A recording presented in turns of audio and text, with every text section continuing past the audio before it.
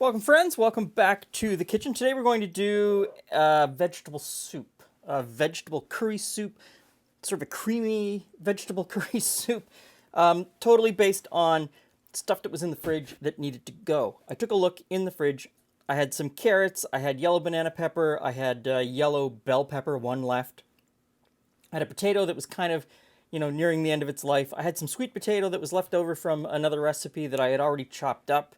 I always have onions in the fridge ready to go. And when I was out this morning at the farmer's, we live at the edge of the city, and so a 20-minute drive from me, I can go to an actual farmer who grows produce still. There at the farm, I can see it.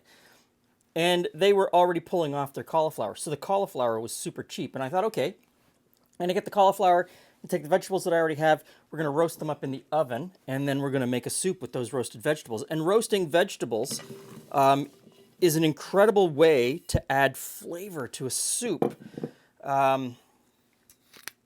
First, you're caramelizing all of the sugars in the vegetables.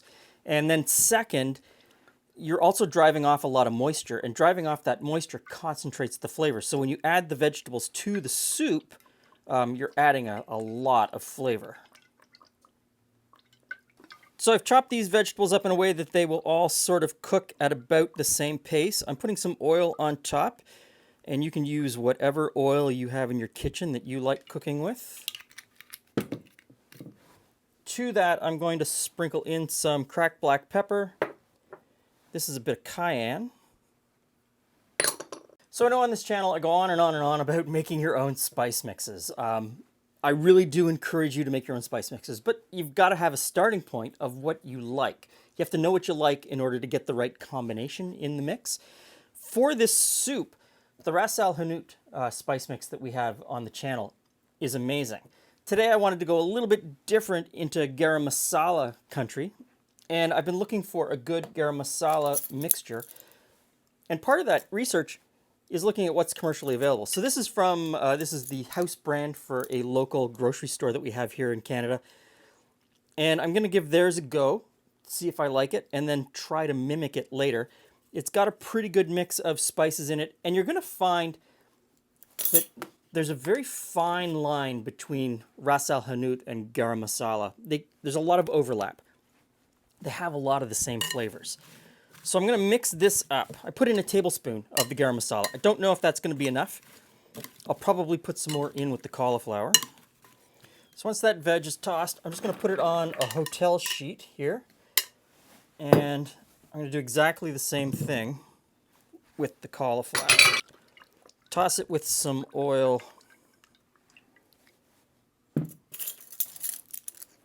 And some of the spice mix.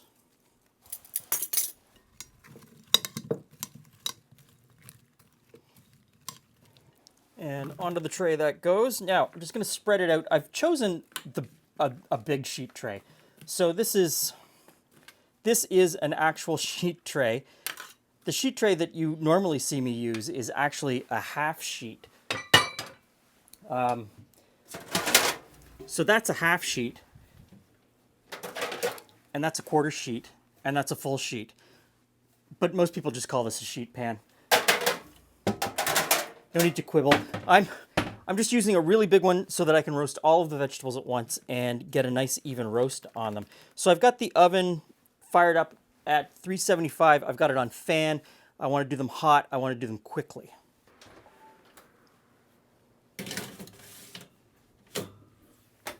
Just barely fits. Okay, so the veg is just about ready to come out of the oven. We'll get this pot on. Get it heated up. I'm going to hit it with a little bit of olive oil, just enough to lubricate what I'm going to put in next. I've got some ginger that I've diced up. I'm going to put that in. We don't want to cook it too much. We just kind of want to cook it a little bit. And I've got a clove of garlic. We grew a variety of garlic this summer, and I don't remember what it's called. But the cloves, each clove is gigantic.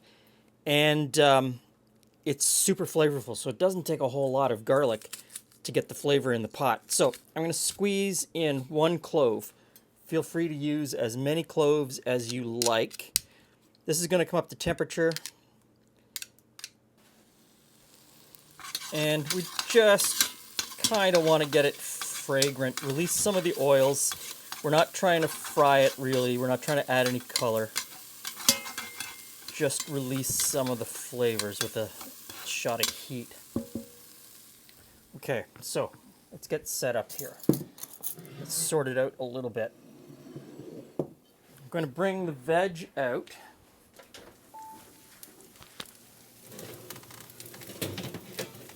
Looks great, smells great. It's going to be amazing. Okay. Now I want to get the veg in the pot, but I want to keep the cauliflower aside. I want to keep the cauliflower out. I'm going to cut it up a little bit and add it into the soup at the very end. I am going to puree most of these vegetables with a stick blender after we get the soup most of the way done.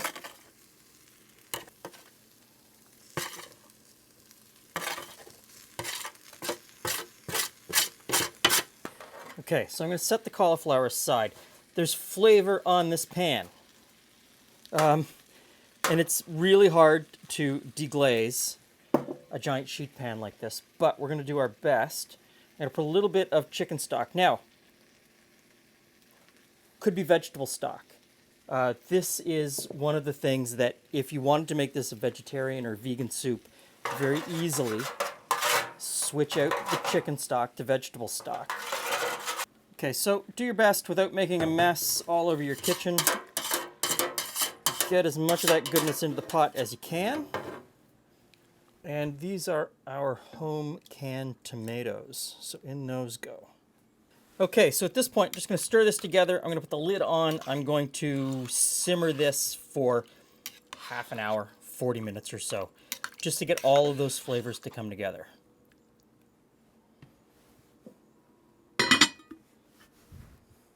Okay, this has been simmering away for a while. Absolutely smells incredible. I'm going to take a stick blender.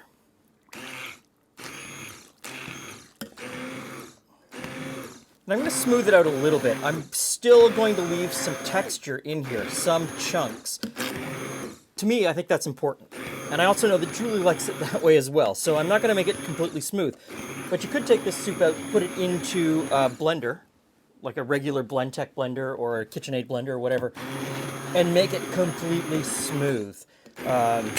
If that's your thing. I mean, it's your soup. Make it the way you want it. So I'm just going to get this down kind of nice. I cut up the cauliflower, so it's got some chunks to it. I'm going to put those in. But at this point, I'm going to give it a little taste. This is a great point to test the seasoning, see if you need to add any salt or any more garam masala.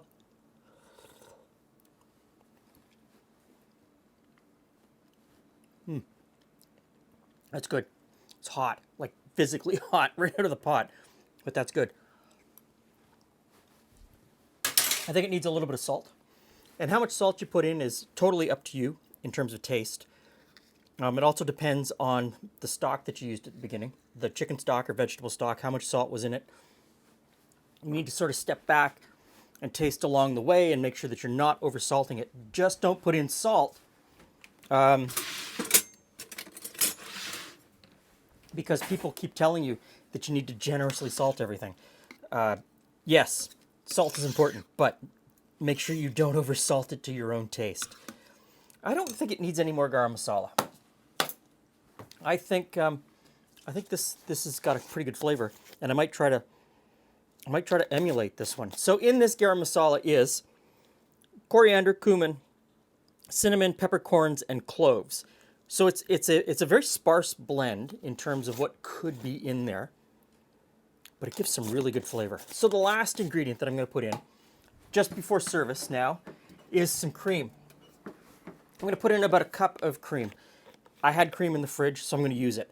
If I didn't have cream in the fridge, I would have put in milk. It'd be pretty rare that I wouldn't have milk, but you don't have to put either in. That would be an amazing soup without the cream or without the milk. If you wanted to make this into a vegan or a vegetarian dish, coconut milk, coconut cream, any of the nut milks or oat milks, put that in instead of the dairy. and put in a vegetable stock instead of the chicken stock, and you have an incredible vegetarian or vegan soup. Okay, so here we go. Let's scoop some soup. There we go.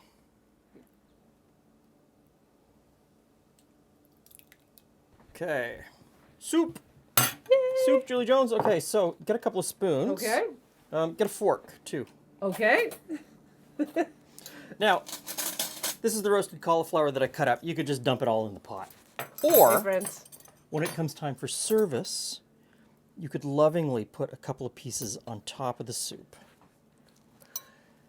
Thank you, Glenn. Apparently, Not so lovingly for me. apparently, my garnishing career at El Bulli is not going to happen. No. Okay, so soup. So thank you for the soup, Glenn. Here's a spoon, and I apologize. I was so excited about what was going on there. You were in action. I forgot to say hello. So hello, friends. Hello, Glenn. Hey, Jules, welcome home. So this is Oh, it's hot. this is bottom of the crisper veggie masala soup. Oh, masala soup. Yeah. That would explain the smell. Okay, I like that. I really do like that. It occurred to me partway through that I should also dump in a can of chickpeas. But I rummaged through the cupboard and we don't have any chickpeas in the cupboard. I know. I don't know. I feel like this was like yesterday when I went into the cupboard and it's like, oh, we're running low on sugar, and like the list was endless about just some basic staples. No chickpeas. There was no chickpeas. That's crazy.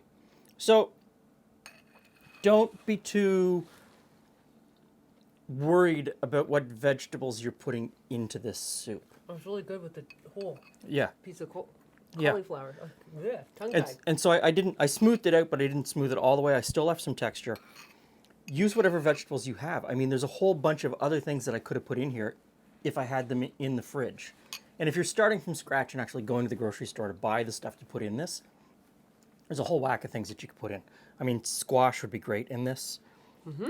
You could use the squash instead of the sweet potato. Yes, like a winter squash. Yeah, definitely. All of those things. Okay, so this is a great recipe. This is a great soup.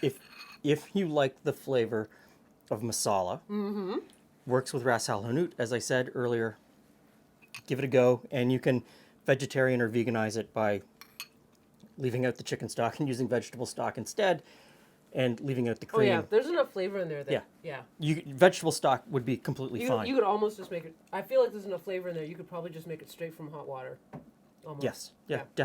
definitely. I got a lot of flavor. I roasted the vegetables, and I deglazed the roasting pan, Oh, sure. and so you got a lot of flavor out of that as well. And then instead of using the cream at the end, you could use coconut milk or coconut cream or any of the other nut milks. There you go. Thanks for stopping by. See you again soon.